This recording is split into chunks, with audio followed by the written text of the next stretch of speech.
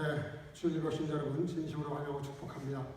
우리 옆 사람마다 우리 인사하겠습니다. 잘 오셨습니다. 예배 승리합시다. 네, 하나님은 영이시니 예배하는 자가 성령과 진리로 예배할지니라 하셨습니다. 이제 여러분 모두를 성부와 성자와 성령 이름으로 주일 예배 초대합니다. 다 같이 신앙 고백하심으로 주일 예배 시작하겠습니다.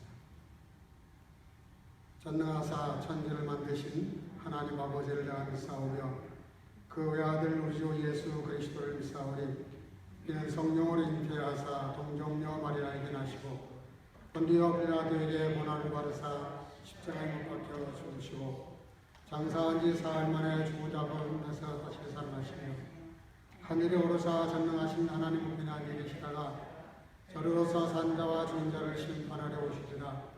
성령을 믿사오며 거룩한 공예와 성도가 서로 교통하는 것과 죄를 사하여 주시는 것과 몸이 다시 사는 것과 영원히 사는 것이 소원합니다. 아멘. 자리에 앉으셔서 찬송가 196장 다 같이 부르겠습니다.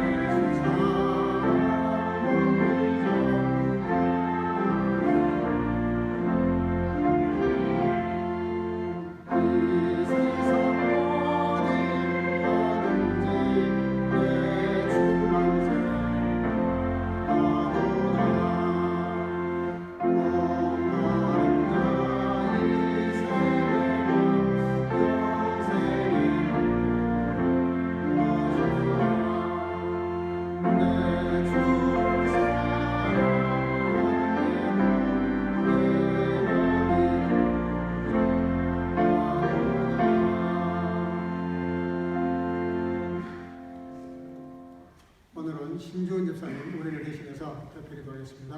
다 같이 도하겠습니다. 하나님 아버지, 오늘도 주님의 날에 어김없이 예배의 자리로 이끌어 주시니 감사합니다. 코로나 사태로 인해서 많은 것들이 달라지고 예배드리는 모습도 많이 달라졌지만 그런 것들 때문에 하나님 앞에 나오는 우리 마음이 흔들리지 않게 도와주시고 예배를 사모하고 은혜를 사모하는 마음만 변치 않게 도와주시옵소서.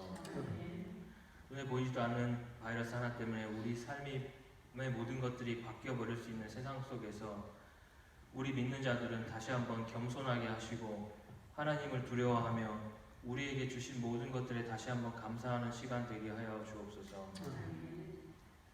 이러한 어려운 상황 속에서도 하나님께서 우리에게 말씀하시는 것이 무엇인지 깨닫고 혼란한 세상 속에서도 영적으로 깨어서 미혹시키는 것들에 넘어지지 않고 주님과 함께 승리하는 우리 모든 선교 가족들 될 수 있게 주님 도와주옵소서.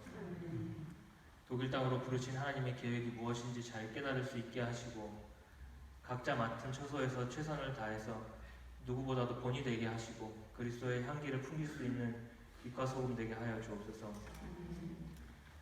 때로는 나 자신이 너무 앞서서 내 얄팍한 지식대로 내 성질대로 세상의 방법대로 이겨보려다가 넘어져서 허우적대고 있는 우리의 모습들이 있다면 불쌍히 여겨주옵소서. 하나님 아버지의 뜻에 순종하여 십자가에 자기 자신을 내어줌으로써 사망 권세 이기고 승리하신 예수님을 바라보고 우리도 그렇게 승리하는 삶 살 수 있게 도와주옵소서. 비록 지금 마스크를 쓰고 드려야 하는 찬양이지만 우리 마음만은 간절히 하나님을 향해 부르짖을 수 있게 하여 주옵소서. 목사님께서 말씀 선포하실 때 우리 모두가 하나님께서 나에게 주시는 말씀을 잘 깨닫고 풍성한 은혜 받을 수 있게 이 시간 성령님 함께하여 주옵소서. 우리 선교 가족들 한 사람도 코로나 바이러스 때문에 고통받는 이 없게 하나님 지켜주시기를 간절히 원합니다. 모두에게 이 어려운 시간을 잘 견딜 수 있게 함께하여 주시고 이것이 이제는 속히 종식되어서 마음껏 찬양하고 예배드리며 성도의 교제를 나눌 수 있는 날이 속히 올 수 있게 하여 주옵소서. 예수님 이름으로 기도했습니다. 아멘.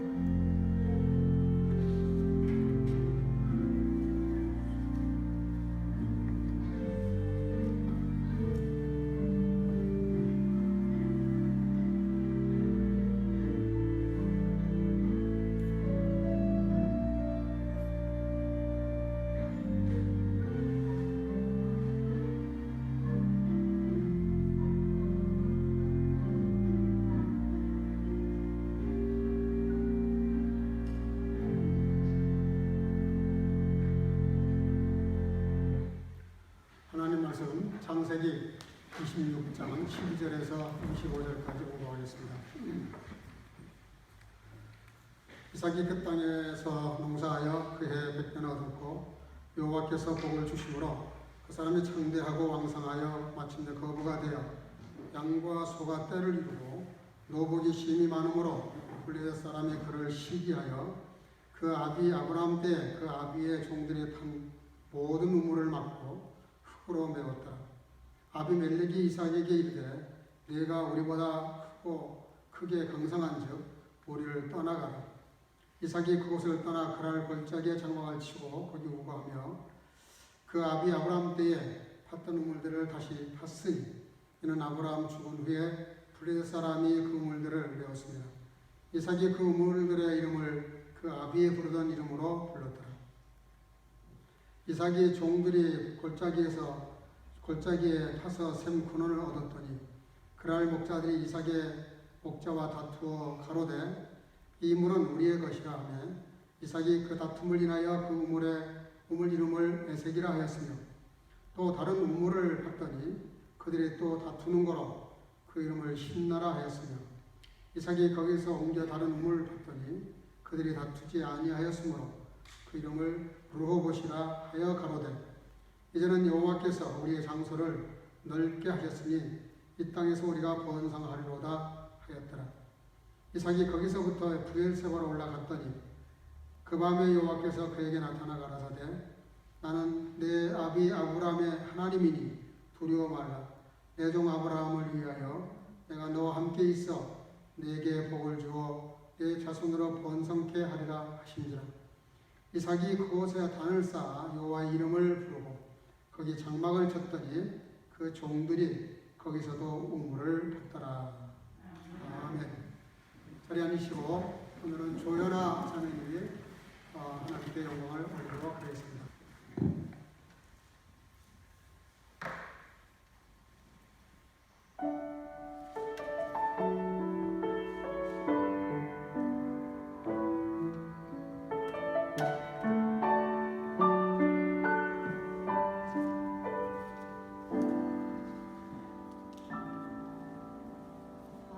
화려하지 않아도 정결하게 사는 삶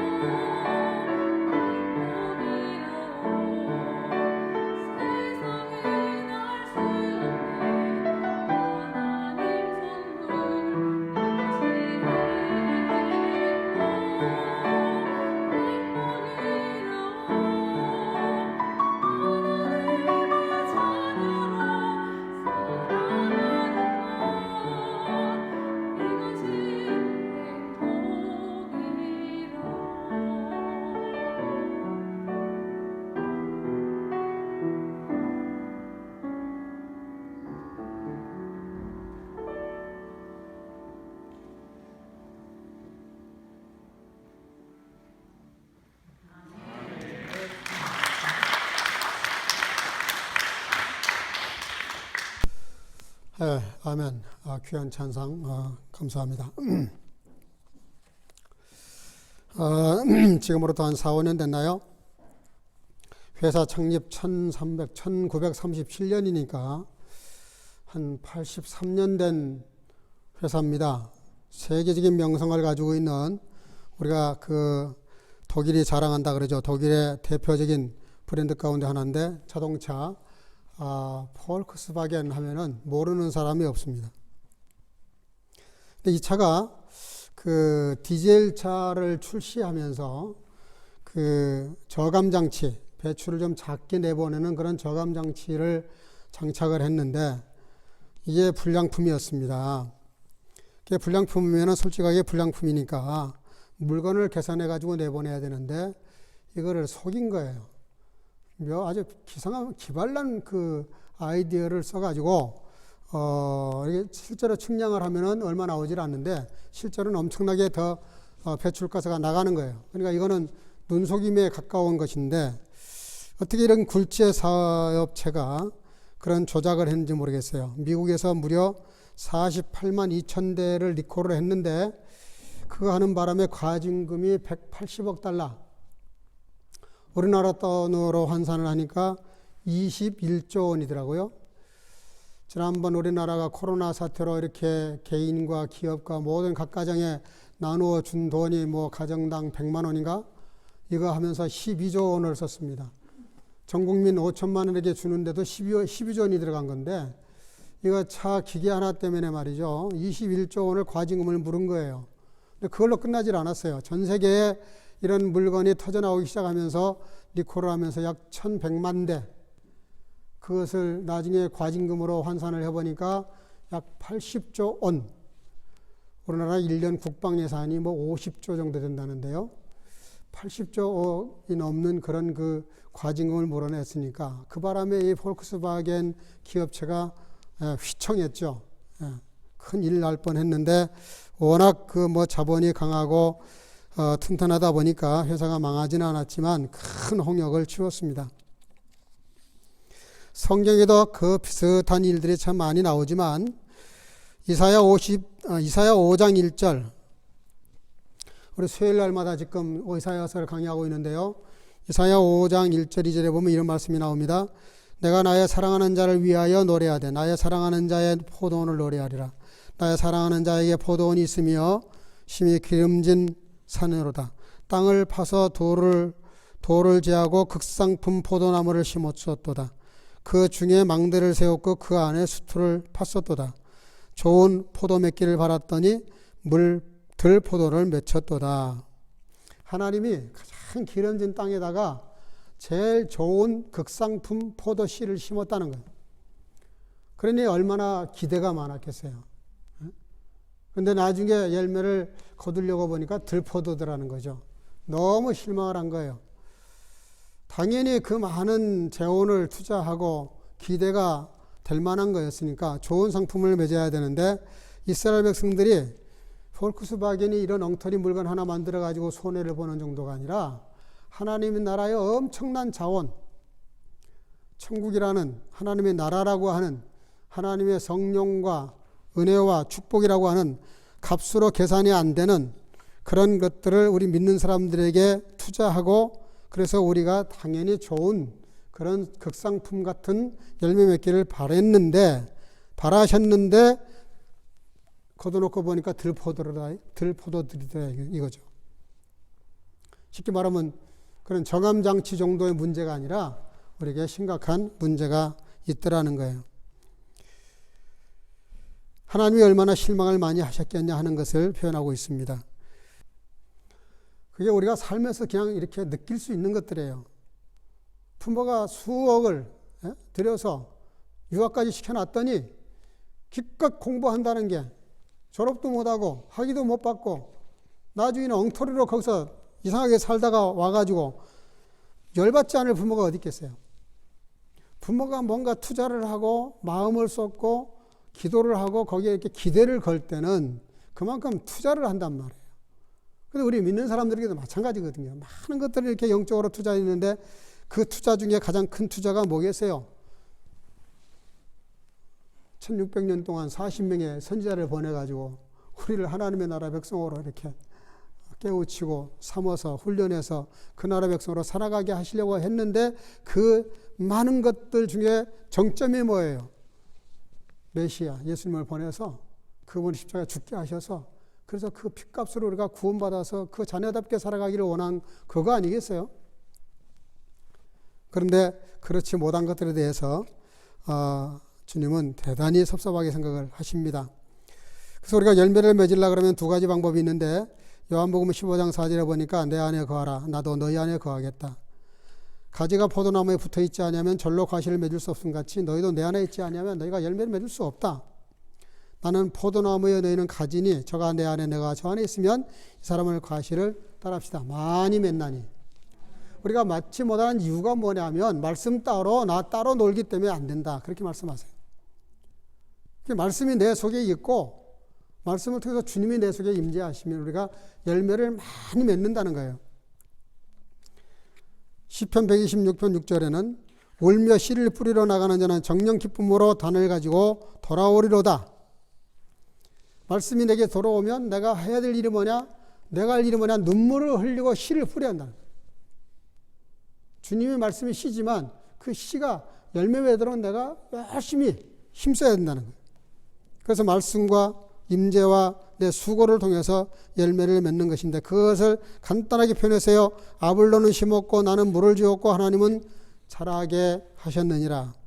씨를 뿌리고 물을 주는 거 그건 우리가 해야 된다는 거죠. 그러면 자라게 하시는 건 하나님이 하신다는 거예요. 쉽게 말하면 사람이 사람끼리 살아가는 것 같지만 그리스도인들은 뭐가 다르냐면 신인 양성에 이렇게 협력하는 사역이에요. 하나님의 능력을 주시고 말씀을 주시고 비전을 주시고 세상에 모든 것이 열매를 맺도록 창조해 놓으셨어요. 거기서 우리가 할 일은 뭐냐? 하나님께 힘을 받고 지혜를 가지고 농사해서 이 땅에서 열매를 맺어야 된다는 것이죠. 오늘 그 본문은 이삭이 조상으로부터 이어받은 가나안 땅, 그 중에서도 부엘세바. 부엘세바는 어떤 땅이냐면요. 북쪽에는 단, 남쪽에는 부엘세바.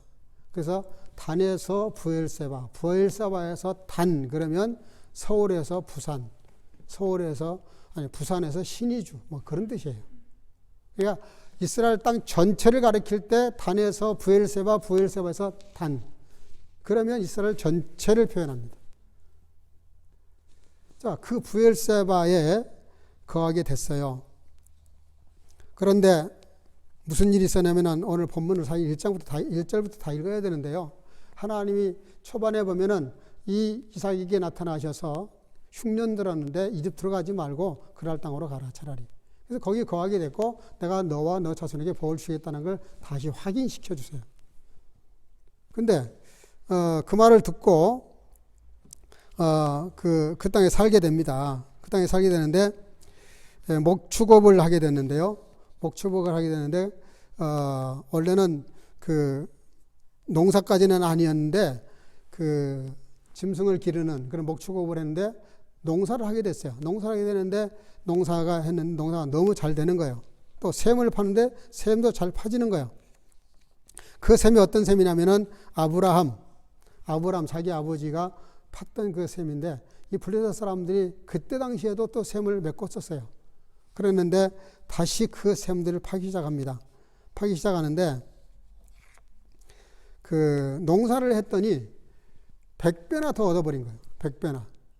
근데 100배를 더 얻기 전에 무슨 사건이 있었냐면은 5절 이하에 보면은 6절 이하에 보면은 참 이해가 안 돼요. 너무 이해가 안 돼요. 그래서 저는 교육상 교회 교육도 중요하지만 가정 교육이 얼마나 중요한가 하는 것을 보게 되는데요.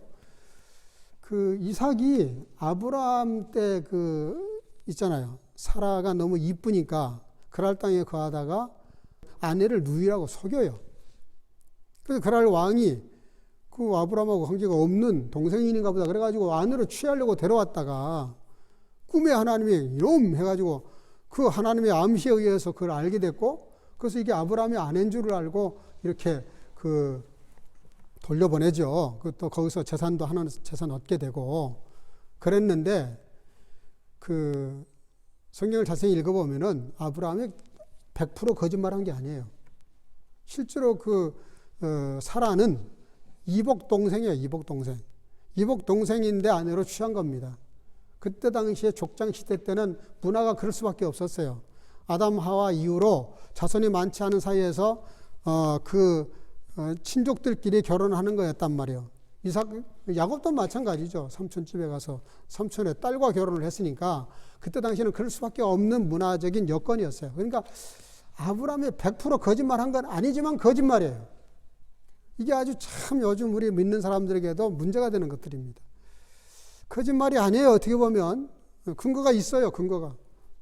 근데 그게 왜 나쁜 것이냐면은 사실은 누이란 게 중요한 것이 아니라 지금은 결혼을 이미 했잖아요. 어쨌든 전에는 누이였다 할지라도 지금은 결혼한 상대라 이 말이에요. 그러면 당연히 내 아내라고 밝혀야지. 그거를 자기가 생명에 위험할까봐 그 아내된 사실을 숨기고 아내 되기 이전에 출신 이거를 갖다가 끄집어 들여가지고 이렇게 합리화한 거죠. 어쨌든 그걸로 해가지고 했는데 이삭도 똑같이 그래요. 이삭도 똑같이 그 아버지가 속인 대로 똑같이 자기 아내를 누이라고 속입니다. 그 이유는 간단하게 말해요. 내가 남편이라 그러면 나를 죽여버리고 내 아내를 누가 뺏을까 할 것 같다. 굉장히 비겁한 거죠. 근데 이게 부전자전입니다. 아버지가 그랬더니 아들도 또 그러는 거예요. 그러니까 여러분들 우리가 교회 교육에서 제일 중요한 게 뭐냐면 교회에서 주일학교도 중요하고 성경 프로그램도 중요하고 다 중요한데요. 더 중요한 게 뭐냐면 집에서 부모가 삶으로 가르치든 안 가르치든 그 영향을 받고 있어요. 그게 진짜 교육이라는 뜻이기도 합니다. 물론 우리가 교회에서 여러 가지 프로그램을 만들어가지고 애들 잘 가르쳐야 돼요. 그건 그대로 노력을 해야 돼요. 그렇지만 더 머리 써야 되고 더 마음을 써야 되는 것은 집에서 가정 예배를 드리거나 또 이렇게 코로나 사태 때 어렵고 힘들면 금요일 날 말씀 올려놓으니까 그걸 가지고 가장이 그 성경 구절을 가지고 예배를 인도하는 거예요. 그 예배가 어쩌면 목사가 교회에서 하는 설교보다 더 영향력이 있을지도 몰라요. 부모가 하는 그 삶이 아이들에게는 그대로 복사가 돼요. 그대로 다운이 돼가지고 마음에 담거든요. 오늘 근데 어쨌든 좋은 팔은 아니지만 이삭이 그렇게 아버지 흉내를 그대로 냈어요. 근데 그 다음이 놀라운 일입니다. 그 다음 날이. 그랬는데 농사를 지었더니 100배를 얻었다는 거야. 100배를. 이게 말이 됩니까? 이삭이 아버지가 한 것처럼 잘못했으면 하나님의 사실은 농사를 했더니 평소에 30배 열리던 거 하나도 안 열렸다 이렇게 돼야 돼요. 근데 100배를 얻었다는 거예요. 이게 무슨 뜻입니까? 하나님이 하시는 일은 참 신기해요. 제가 이 말씀을 가지고 수없이 묵상을 해봤어요. 도대체 이게 무슨 상황일까?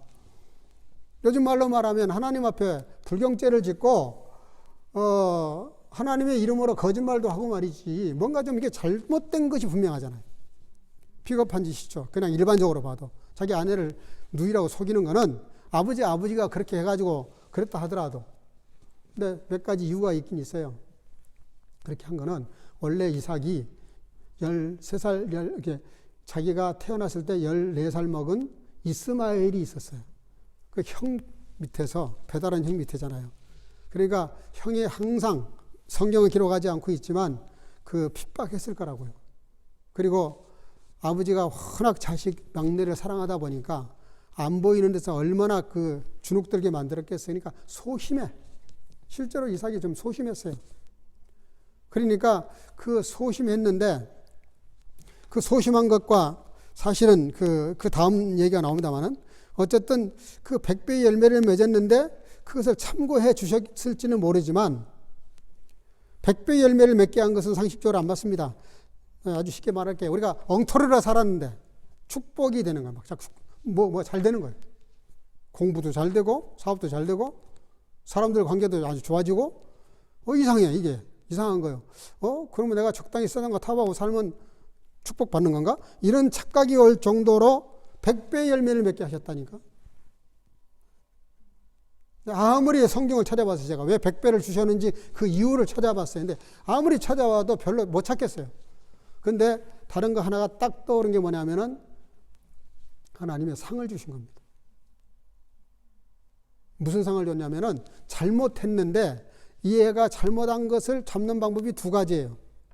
두들겨 패가지고 깨우쳐서 못하게 하는 방법이 있고, 그냥 확 상을 줘가지고 양심에 찔리게 해서 스스로 깨닫게 해서 그렇게 하지 않게 하는 방법이 있고,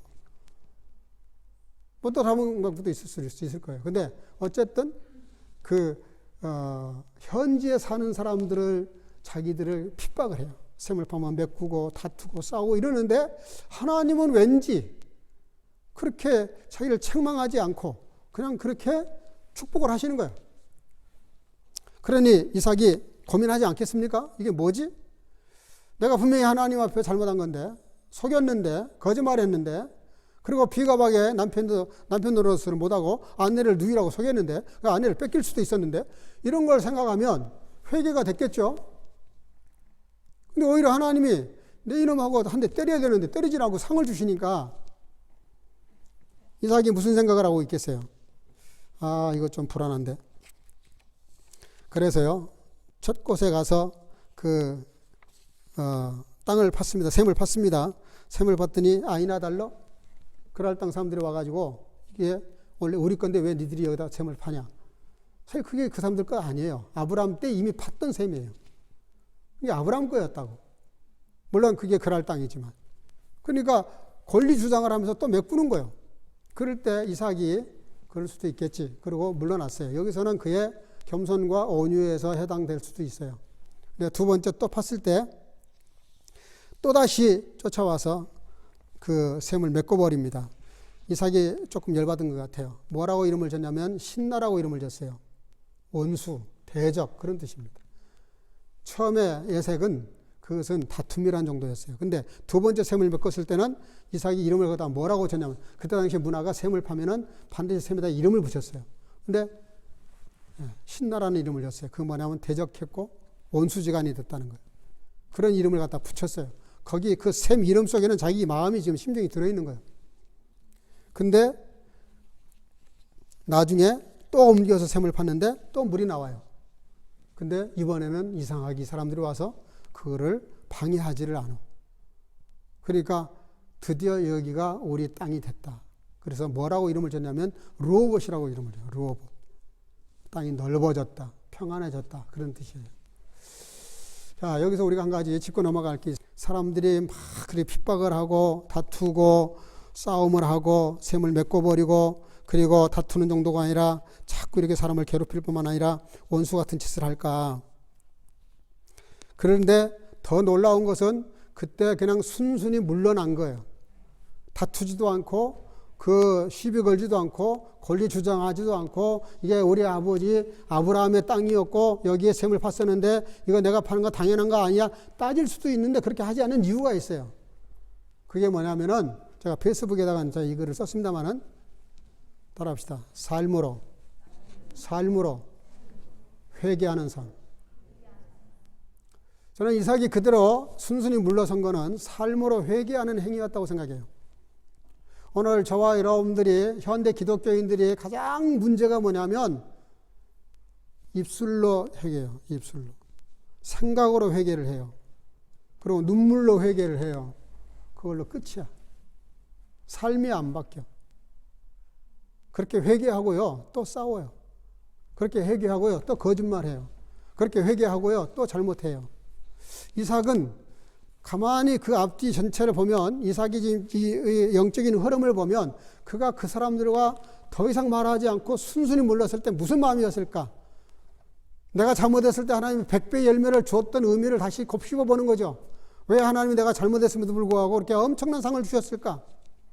그래서 그런 줄 알았는데 전혀 생각하지 못한 사람들이 찾아와서 내 아버지 것 다시 파는데 그거를 와서 다투고 싸우고 덤비고 방해를 하고 메꿔버리니까, 그때 이삭이 무슨 생각을 했겠어요? 하나님이 징계를 하시는구나. 내가 하나님과의 관계에서 상을 주셨을 때 한 번쯤 엎드려 회개했었어야 되는데 회개를 안 했더니 이렇게 하나님이 이런 삶에서 이렇게 건드리시는구나. 그러니까 본인도 삶으로 회개할 수밖에 없는 거예요. 더 이상 그 사람들에게 아무 말을 섞지 않아요. 그냥 순순히 물러서요. 아무리 온유한 성격이고 아무리 그가 인생에 경륜이 많았다고 덕이 넓은 사람이라고 할지라도 그 정도 되면 뭔가를 해야 되는 거예요. 그냥 오케이, 그냥 물러서겠다는 말이라도 해야 돼요. 일체 말을 섞질 않아요. 근데 많은 생각을 하고 많은 말을 하고 있는 거예요. 누구에게? 하나님께. 하나님, 제가 이래서 이런 것이죠. 알겠습니다. 예, 그 버린 줄 알고 깨끗이 놓고 가겠습니다. 놓고 가겠습니다. 그러면서 그는 삶으로 하는 회개라고 보여요. 그 다음을 보면 알 수 있어요. 그렇게 해석할 수밖에 없어요. 그러니까 그렇게 계속 물러서요. 계속 포기를 해요. 그리고 또 하나 굳이 따진다면은 이삭은 대단히 온유한 사람이에요. 온유한 사람. 여러분들 온유한 사람에 대해서 우리가 자꾸 이렇게 착각을 하는데요. 두 손 모으고 공손해야 한다고 해서 온유한 사람은 아닙니다. 그것도 물론 겉으로 드러난 온유인 건 틀림없어요. 근데 진짜 온유가 뭐냐면요.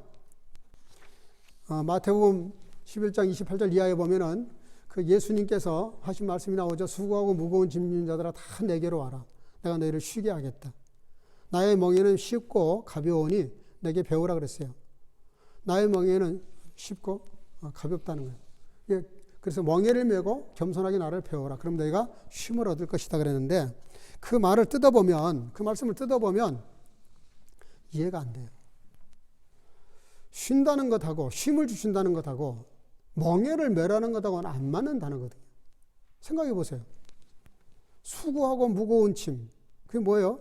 수고하고 무거운 짐에 두 가지 뜻이 있어요. 세상 사람들이 나에게 지워진 짐, 내가 스스로 만들어낸 짐. 그 두 가지 짐이 그 속에 들어있는데 그 짐을, 내가 그 짐을, 수고하고 짐을 진 자들아 다 내게로 와라. 내가 너희를 쉬게 하겠다는 말은 짐을 가볍게 해주겠다는 거예요. 근데 짐을 가볍게 해주는데 그 짐은 벗어나지만 내가 너에게 씌우는 멍에는 매라는 거예요. 그러니까 내 짐을 벗어놓고 예수님이 진 멍에를 지라는 거니까 짐이 벗어진 건 아니야. 바뀐 것 뿐이에요. 내가 졌던 짐, 예수님이 지어지는 짐. 근데 주님은 뭐라 그러냐면은 내가 스스로 만들어낸 짐, 세상 사람들이 나에게 지어진 짐은 그건 우리에게 수고가 되고 괴롭고 고통스러운데 내가 너희들에게 준 짐을 지게 되면 수고도 없고 고통도 없고 쉼을 얻는다는 그런 논리를 말씀을 하세요. 이해가 잘 안 돼요. 그럼 도대체 예수님의 짐은 뭘까? 내 짐은 그런데 가볍고 가볍다는 거예요. 쉽다는 거예요. 예수님이 진 짐이 뭔데요? 십자가 짐입니다. 예수님이 지셨다는 그 짐은 십자가 짐을 말씀하세요. 그게 이런 겁니다. 우리가 세상 많은 수고로움과 고통과 삶에 찌드는 이런 짐이 있어서 힘든데 이 짐을 벗어버리는 목적은 그 짐을 벗어버리는 것이 아니라 다른 짐을 하나 지는 거예요. 그 짐이 뭐냐면은 예수님이 가신 길, 예수님이 지신 십자가 짐, 그 십자가 정신을 내 삶에 담으라는 거예요. 그 십자가 짐이 뭡니까? 죽는 겁니다. 모든 사람들이 지은 죄를 대신해서 내가 죽는 게 십자가예요. 그걸 지라는 거예요, 우리 보고. 좀 알쏭달쏭합니다. 네가 잘못했는데 그 잘못을 내가 지불해야 되고 내가 이걸 치료해야 돼. 그런 얘기거든요. 오히려 의문만 생기는 얘기예요. 여러분들 하나님의 나라 가치와 세상에 말하는 가치는 이렇게 달라요. 그래서 이사야서는 하늘과 땅만큼이나 그 간격이 없다 그랬어요.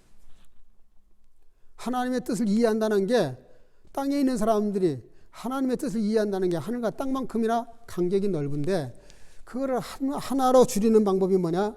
우리가 십자가의 짐을 지는 거예요. 근데 왜 쉽다고 했냐? 이런 겁니다. 십자가는 고통이에요, 고통. 손에다가 못을 받고요. 발에다가 못을 받고 창을 찔러버리는 거예요. 나를 완전히 육체를 죽이는 거예요. 고통 속에 몰아넣는 것이 십자가입니다. 근데 그 고통보다 더 큰 고통은 예수님은 뭐라고 봤냐면 죄의 짐이라고 보신 거예요.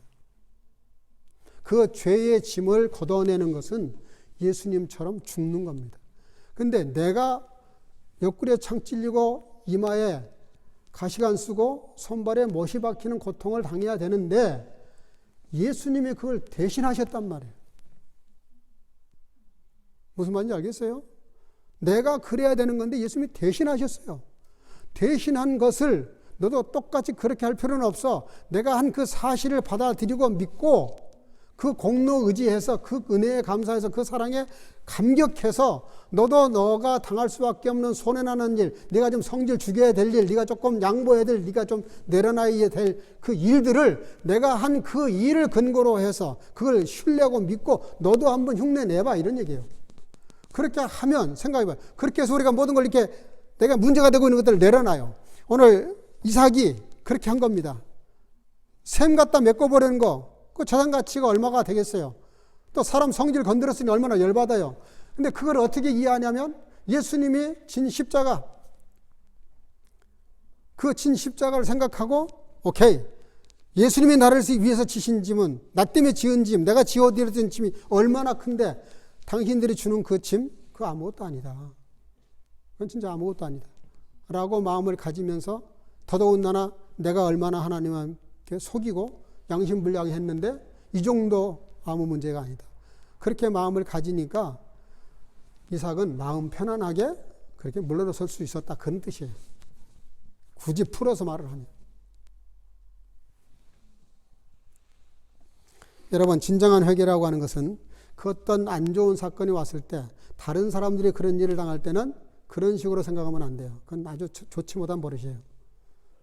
그러나 적어도 어떤 문제가 내게 이렇게 딱 어려운 문제가 다가오면 그거를 예수 그리스도와 나와 관계에서 그 사건을 놓고 묵상을 해야 돼요. 왜 이런 일이 벌어졌는지. 그러면 대부분 어떻게 결론이 나냐면 내가 뭔가 잘못한 게 있어요. 그럴 때는 삶으로 회개하는 겁니다. 삶으로. 그게 진짜 회개예요. 밤새도록 통곡하고 회개하고 눈물 짜고 결단했는데 그 산에 가서 기도하고 내려오는데 내려가면서 목마르니까 남의 집 참외 따먹으면 그게 회개란 말이에요. 그게 회개가 아니거든요. 그런데 너무 많은 오늘날 현대 그리스도인들이 저를 포함해서 그렇게 회개하지 않아요. 머리로 회개하고 입술로 회개하고요, 눈물로 회개하고 끝. 삶이 회개가 없어요.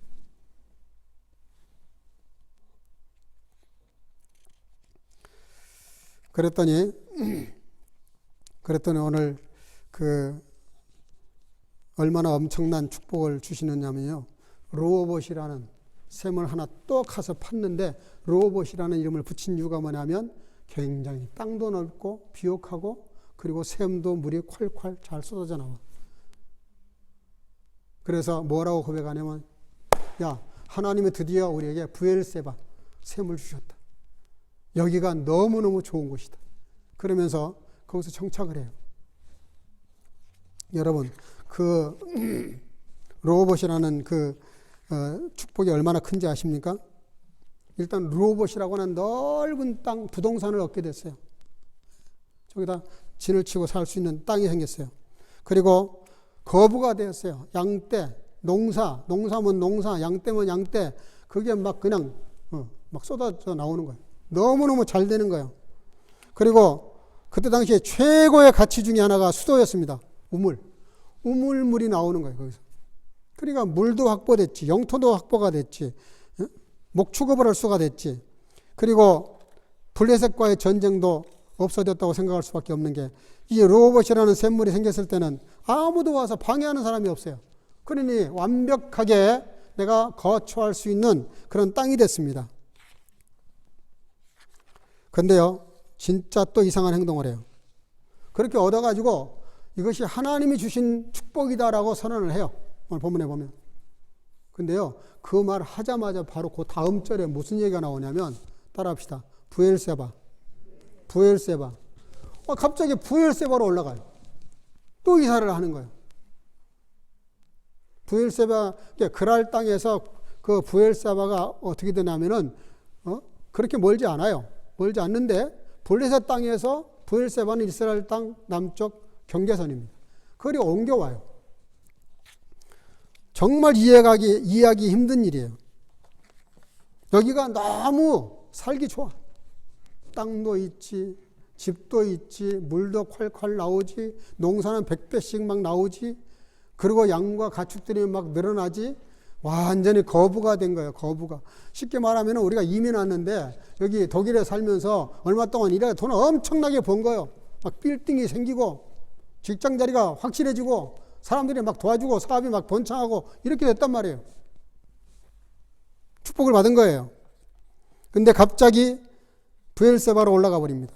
브엘세바가 어떤 곳이냐? 브엘세바라는 그 단어가 참 중요한데요. 브엘세바 그러면 브엘 그러면 우물이라는 뜻이고, 그리고 샤바 그러면 일곱이라는 뜻인데요. 그 두 단어가 합쳐졌어요. 브엘세바 그러면 7개의 우물이라는 뜻입니다. 근데 7개의 우물이라는 뜻인데, 이 이스라엘 사람들은 7 숫자가 대단히 중요해요. 7 그러면 완전수인데요. 그때 당시에는 무슨 풍습이 있었냐면은 아브라함 때 그랄 왕과 이렇게 맹세를 해가지고 그 조약을 맺어요. 서로 이렇게 사이좋게 지내자. 그리고 우리가 서로 진실하게 대하자. 이러면서 그랄 왕과 이렇게 맹세를 하게 되는데, 그때 그 아브라함이 그 이렇게 7 양을 이렇게 선물을 합니다. 여기 이삭도 마찬가지인데요.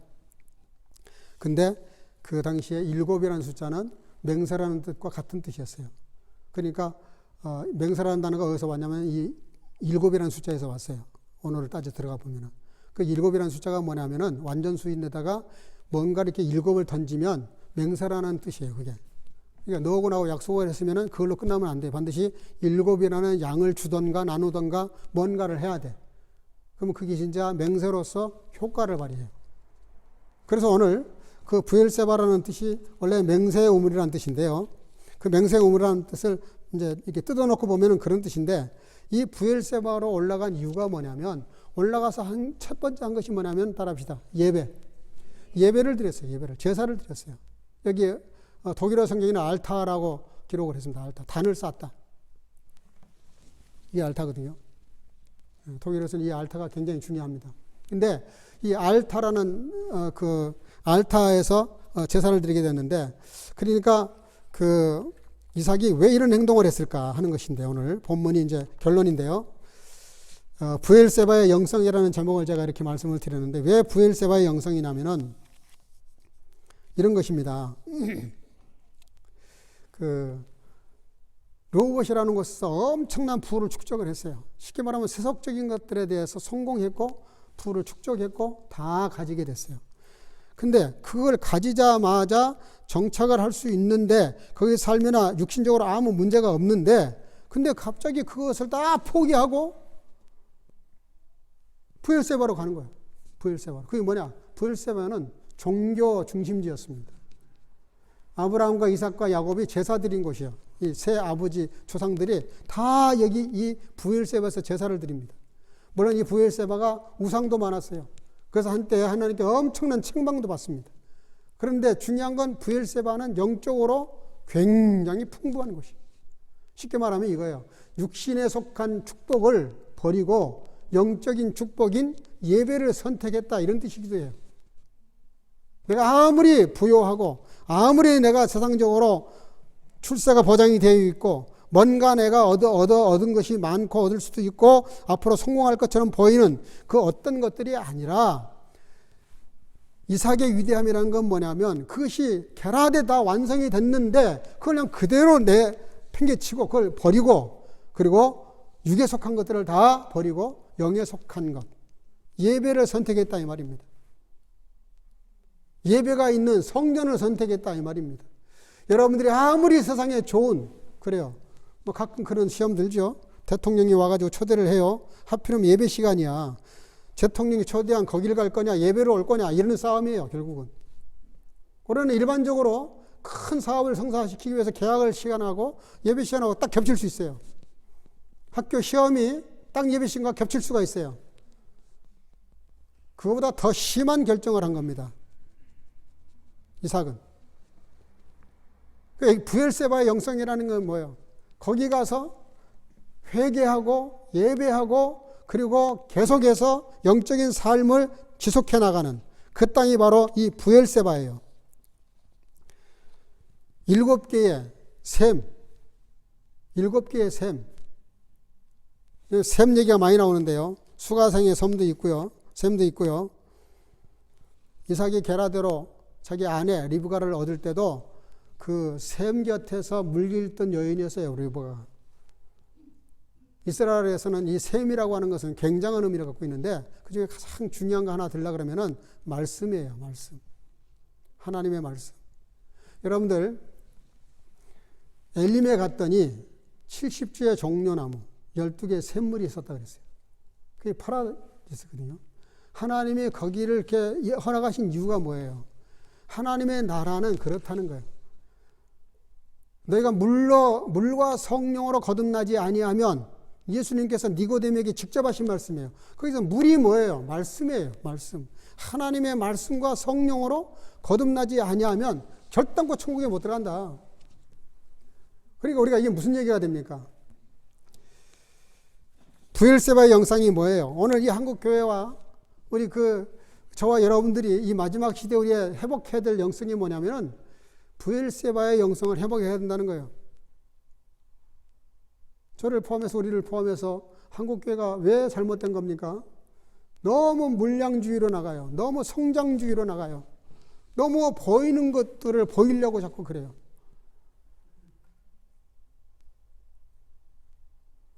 그러니까 성장도 좋은 거예요. 보이는 것도 좋은 거예요. 근데 보이는 것을 위해서 보인다는 것은, 보이려고 보이는 것은 좋지 않단 말이에요. 그렇게 하다 보니까 보이는 것이 됐다는 건 엄청난 축복입니다. 예를 들면 이런 거예요. 겸손을 한데, 겸손을 해서 겸손하면 높여주신다고 말씀하세요. 그럴 때 우리가 어디에 빠지냐면 늘 높여준다는 데다가 빠져요. 우리의 마음이. 높아지기 위해서 겸손한 사람들이 많다 이 말이에요.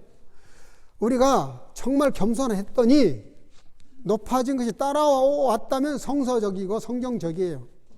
우리가 예수를 잘 믿고 기도 열심히 하고 철야하고 정말 믿음으로 예배를 드리고 살았더니 공부도 잘 되고 사업도 잘 되고 필요한 것들을 채워주시고 풍성해졌다.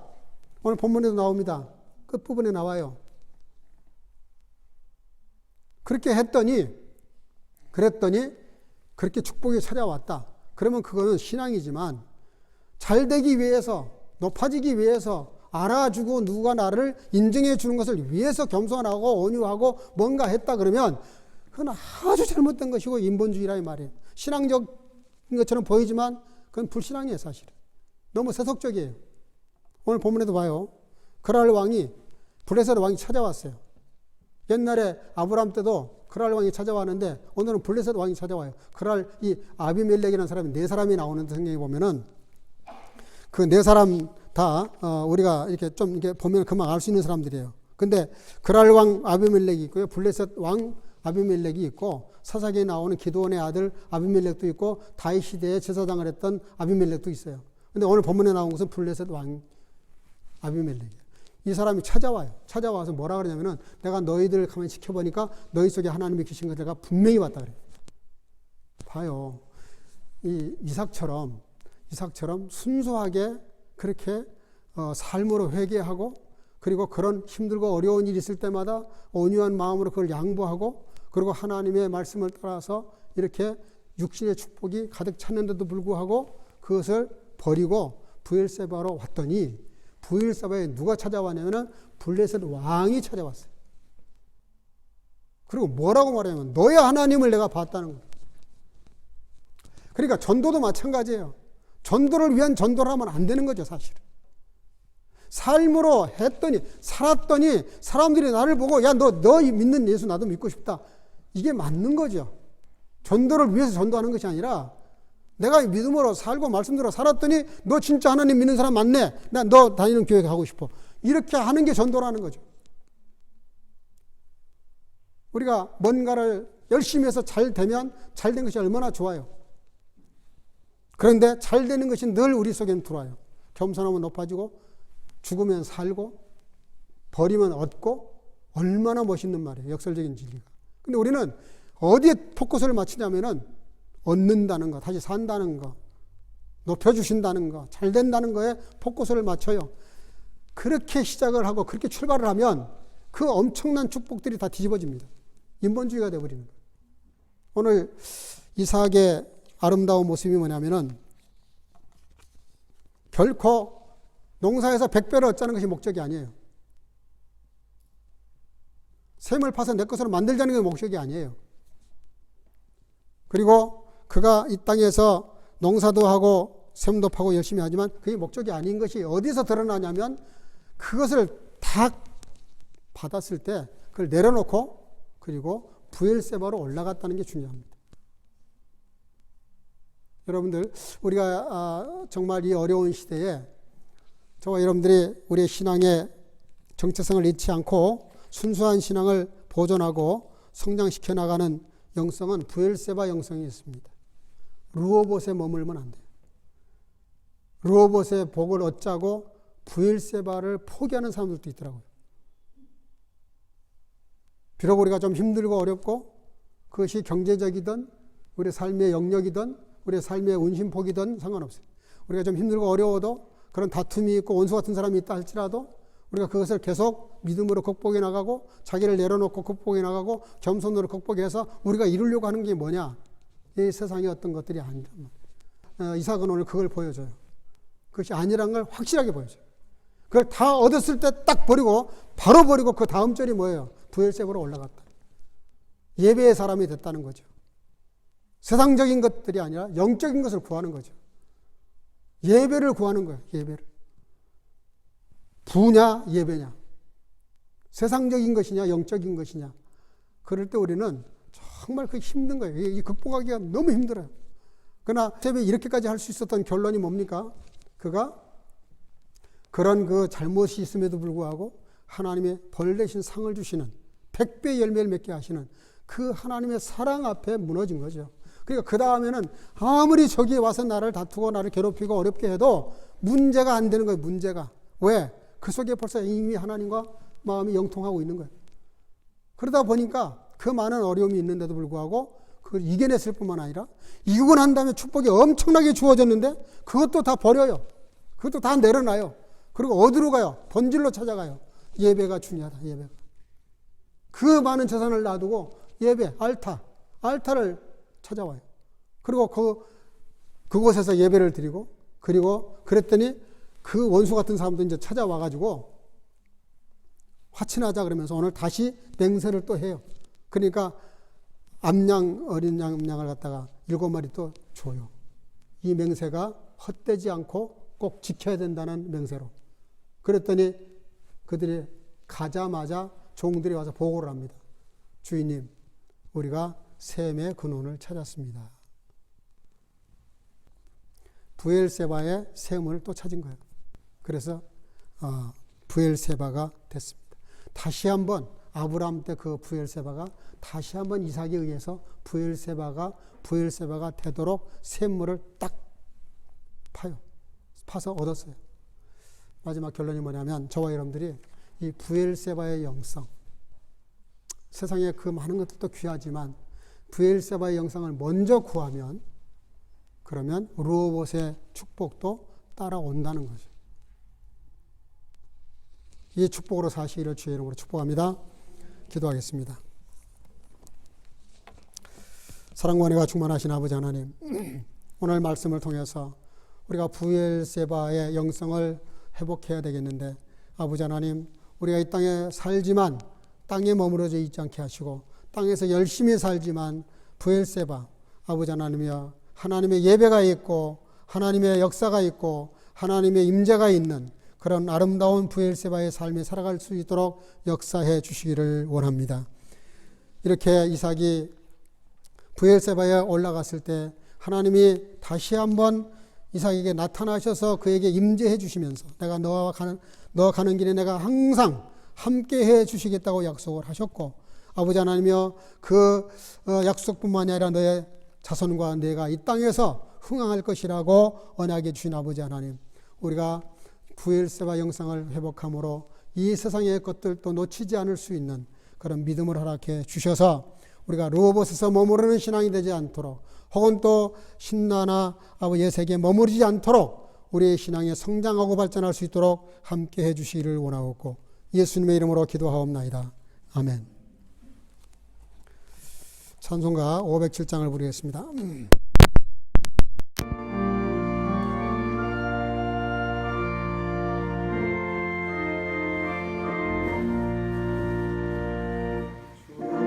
마음을 본받는 자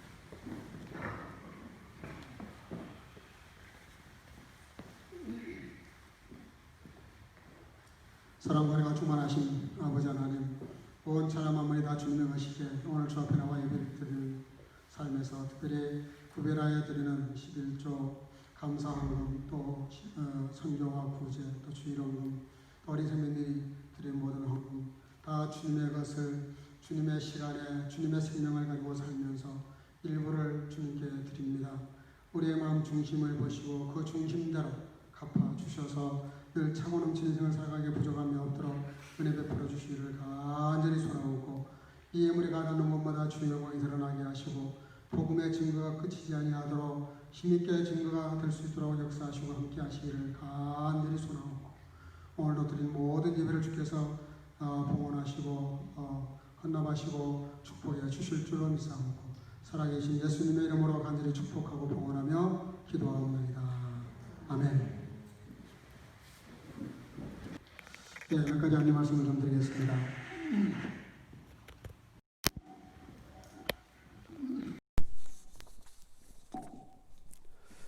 다음 주일은 우리 교회 창립 42주년 되기도 하고요.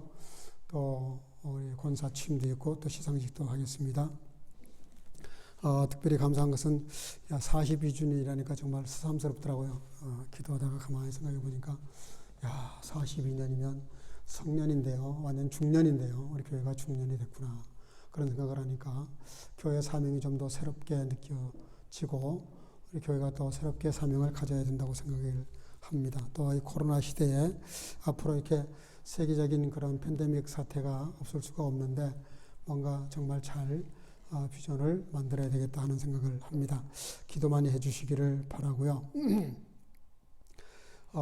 감상금 봉투는 따로 만들지 않겠습니다. 저 뒤에 봉투를 사용하셔서 우리에게 42주년 동안이나 지켜주신 하나님께 마음으로 감사하는 시간 될 수 있기를 바랍니다. 지난주 수요일 날 한국 국가 조찬 기도회 그 영상으로 사실은 녹화를 끝냈습니다. 끝내서 그랬는데 이제 전 세계에서 약 40명 정도 그렇게 그 춤으로 연결을 하고 초대를 했어요. 그래서 이제 그 40명 중에 저도 하나 초대가 되어져서 제가 아마 유럽 그 대표로 그렇게 초대를 해준 것 같습니다. 어쨌든 그 춤으로 저도 생전 처음으로 그 춤이라는 걸 좀 사용해 봤어요. 생각보다 쉽더라고요. 이렇게 뭐 어렵지가 않더라고. 물론 그분들이 가이드도 좀 해줬지만, 그래서 춤으로 이렇게 서로 얼굴을 마주보면서 이렇게 하는 건데, 이제 거기에 순서 맡은 분들이 하도 많으니까 아마 제 얼굴이 거의 안 나올 겁니다. 그러나 어쨌든 그 춤으로 그 영상을 이렇게 보면서 서로 이렇게 교신하는 영상을 보면서 이렇게 했는데 굉장히 실감이 났어요. 제가 오늘 예배 마치고 오후에 그 사이트를 좀 우리 그 단톡방에 올려드리겠습니다. 또 교회 홈페이지에도 올려드리겠습니다. 우리 식으로는 오늘 밤 12시입니다. 한국 시간으로는 내일 아침 7시니까. 그래서 이제 거기에 지금까지 그 대통령이 이제 축사하는 부분도 있고 하니까 이제 엠바고를 걸어놔가지고 사전에 내보낼 수가 없어요. 그러니까 철저히 시간을 지켜달라 그래가지고 그 내용을 갖고 있지만 사전에 내보내지를 못했습니다. 그래서 오늘 12시가 되면 기도해야 될 때입니다. 저도 처음에는 그냥 형식적으로 이렇게 참여를 하나 했는데 기도하면서 느낀 거예요. 지금이야말로 한국교회가 기도할 때다. 그래서 회개와 일치와 회복, 그런 주제로 이번에 모이게 됐는데, 여러분들이 시간이 되시면 12시까지 시험을 잠을 안 주무시는 분들은 12시에서 1시 한 10분까지 합니다. 그러니까 참석해서 같이 나라와 민족을 위해서, 또 이 코로나 사태를 위해서, 또 우리나라 유정자들과 특별히 또 교회를 위해서 기도 많이 해 주시기를 바랍니다. 어제도 그 독일이 뭐 2,100 몇십 명이 나왔습니다. 확진자가. 어쨌든 2,000명이 넘어가면은 조금 컨트롤이 어렵다는데 참 염려가 됩니다. 그러면서 아침에 기사 하나를 봤는데 한국의 그 코로나 방역 대책을 너무 잘해서 미국에서 아주 대서특필을 했어요. 그래서 코로나 예방의 아베체대, 그러면서 알파와 오메가다 뭐 그러면서 그 수수께끼를 풀었다는 식으로 보도를 했어요. 그게 뭐냐 그랬더니 한국처럼 하면 된다는 거예요. 한 사람도 추적자를 놓치지 않고 일일이 다 추적을 해가지고 다 검사받게 하고 하여간 콘탁 가능성만 있으면 다 이렇게 해가지고 잡아내서 그래서 이렇게 코로나를 잡았는데 앞으로 팬데믹 사태가 또 벌어지면 답은 코리아에 있다.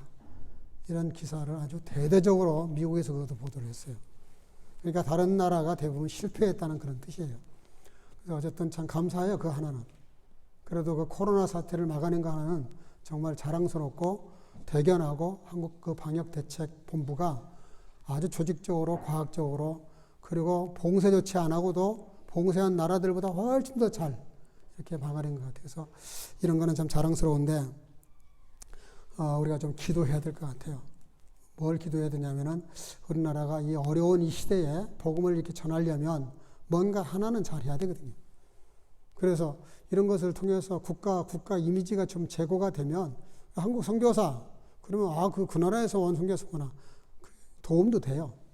우리가 이제 뭐라 그래야 되나요? 그걸 정치적으로 해석을 하면 안 됩니다. 혹 여러분들 설교 듣거나 강구할 때 제가 이런 말을 하면 뭐지 목사님? 오른쪽인가 왼쪽인가 그런 분들이 있어요. 저는 오른쪽도 아니고요. 왼쪽도 아닙니다. 저는 예수님 당이에요. 굳이 따지면.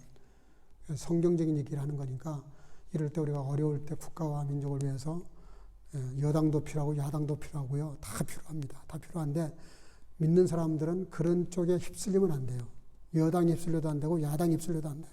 믿는 사람들은 무조건 성경적으로 가야 돼요. 성경적으로. 성경이 하자는 대로 해야 돼요. 그러면 그 정쟁에서 휘말리지 않을 수 있어요. 어쨌든 나라만 민족을 위해서 기도할 때입니다. 그리고요.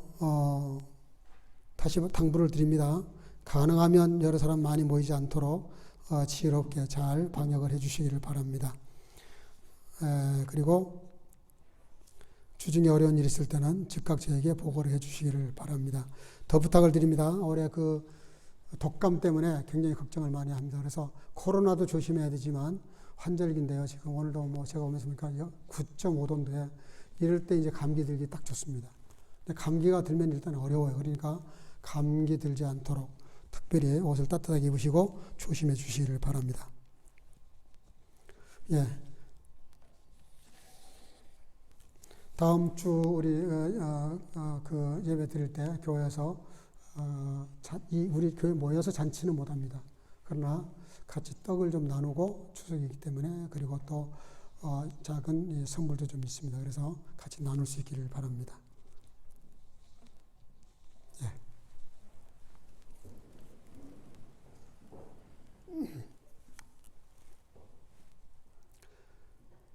Da baut einen Altar selbst und predigte von dem Namen des Herrn und richtete da selbst seine Hütte auf und seine Knechte gruben da selbst einen Brunnen. Der Herr segne dich und behüte dich. Der Herr lasse sein Angesicht leuchten über dir und sei dir gnädig. Der Herr hebe sein Angesicht über dich und gebe dir Frieden. Die Gnade unseres Herrn Jesus Christus und die Liebe Gottes und die Gemeinschaft des Heiligen Geistes sei mit euch allen. 아멘. 이삭이 그곳에 단을 쌓아 여호와의 이름을 부르고 거기 장막을 쳤더니 그 종들이 거기서도 의무를 받더라. 여호와는 너에게 복을 주시고 너를 지키시기를 원하며 여호와는 그 얼굴로 내게 비추사 은혜 베푸시기를 원하며 여호와는 그 얼굴로 내게로 향하여 드사 평강 주시기를 원하노라. 이제는 우리 구주 예수 그리스도의 놀라우신 은혜와 아버지 하나님의 극진하신 사랑하심과 성령의 교통으로 충만케 하심이 오늘도 로봇의 세상적인 축복보다는 부엘세바의 여호와 하나님의 임재와 예배와 영원한 세계를 더욱 흠모하며 살아있는 영성을 가지고 살아가기를 마음속에 결단하고 돌아가는 사랑하는 성남 성녀들 머리 위에와 그 자손들 머리 위에와 선교가정 머리 위에 영원토록 함께 있을지어다. 아멘.